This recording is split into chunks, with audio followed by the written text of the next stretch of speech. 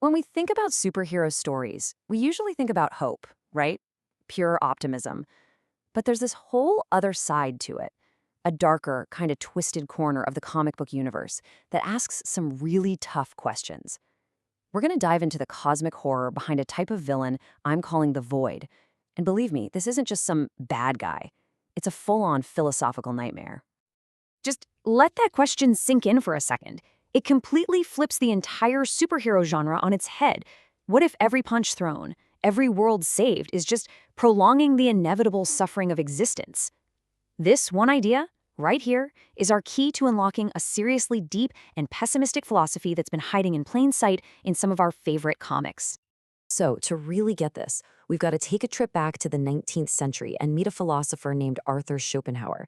Now, his view of reality was, let's just say it was pretty grim. He basically argued that the universe isn't built on good or on meaning. Nope, it's built on pain. Okay, so the core of his whole philosophy is this thing he called the will to live. And it's important to get this. This is not a god. It's not some thinking being. It's more like a fundamental force of nature, a blind, totally irrational drive for more. It's this eternal cosmic hunger that can never, ever be satisfied. And because it's never satisfied, it's the root cause of every bit of suffering in the universe. This image here, it's the perfect way to picture it. Schopenhauer said the world we see, our everyday reality, is just a paper-thin illusion. It's like a fragile sheet of ice covering this massive, violent ocean of the will. And we're all just kind of skating on top, pretending that the endless, raging abyss isn't right underneath our feet. And this illusion, it actually has a name. Schopenhauer borrowed it from Hindu philosophy, the veil of Maya. It's the grand trick the universe plays on us. It takes that one singular suffering will and shatters it into billions of little pieces, us. We all think we're separate people with our own unique desires, but really, we're just echoes of that one big universal and painful drive to exist. And boom, this is where it connects directly to comic books. I mean, think about it. The endless crises, the constant reboots, the deaths and resurrections. Each one feels like the most important thing ever. But in the end, it just resets the board for the next conflict. The comic book multiverse is a modern-day veil of Maya, this huge, complicated illusion of meaning that's really just masking a pointless, endless struggle. So you're probably wondering, how does all this heavy philosophical stuff actually turn into a comic book villain?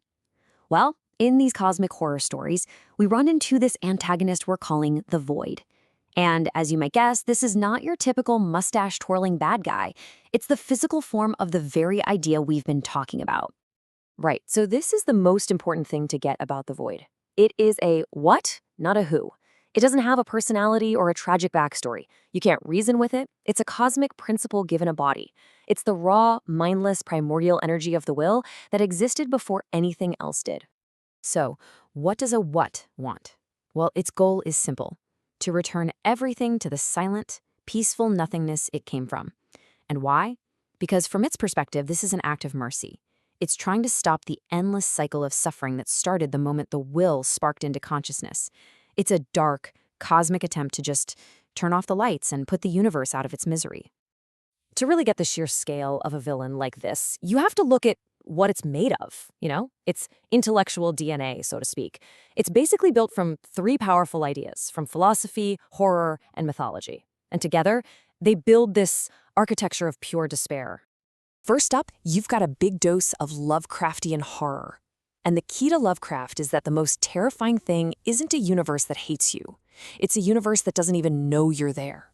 It's just this vast, ancient, and completely mindless place. And our reality? It's just a fragile little bubble floating on top of that maddening truth. The Void is the embodiment of that cosmic indifference.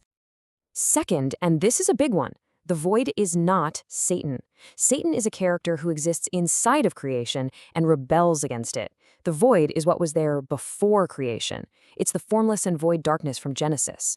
It's the chaos that existed before there was even a concept of good or evil. So let's put it all together.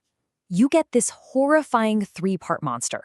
From Schopenhauer, it's a blind force whose very existence is pain. From Lovecraft, it's a vast, uncaring cosmic truth.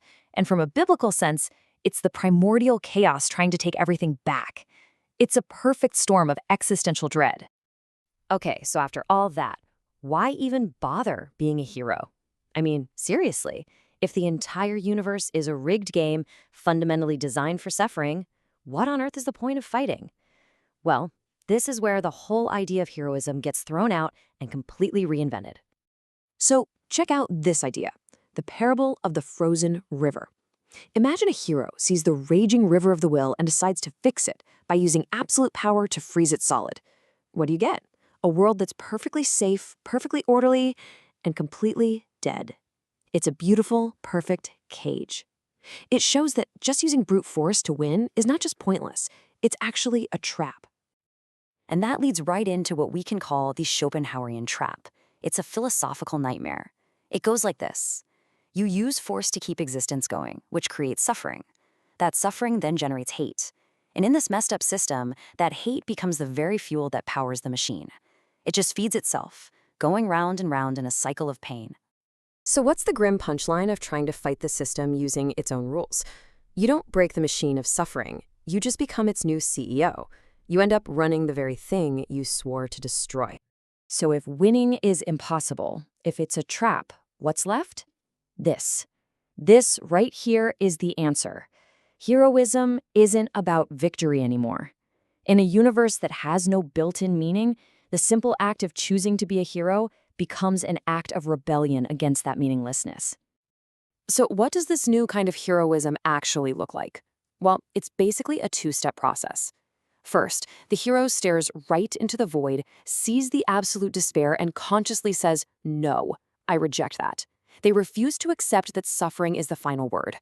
Then comes the second step. They make a defiant choice to create meaning anyway, to forge compassion and order where there is none, even if it's temporary, even if they know they can't win in the long run.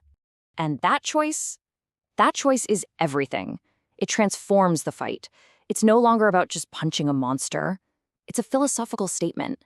It's like shouting into the void that compassion matters, that meaning is possible, even when the universe itself tells you it isn't. It's creating a purpose out of nothing. And all of this leaves us with one last, really challenging question to chew on. We've talked about how this will to live is this constant, hungry, striving force that defines our existence. So if that's the case, does real freedom for heroes, and maybe for us too, does it sometimes mean having the wisdom to let go of that very will? It's a pretty provocative thought to end on.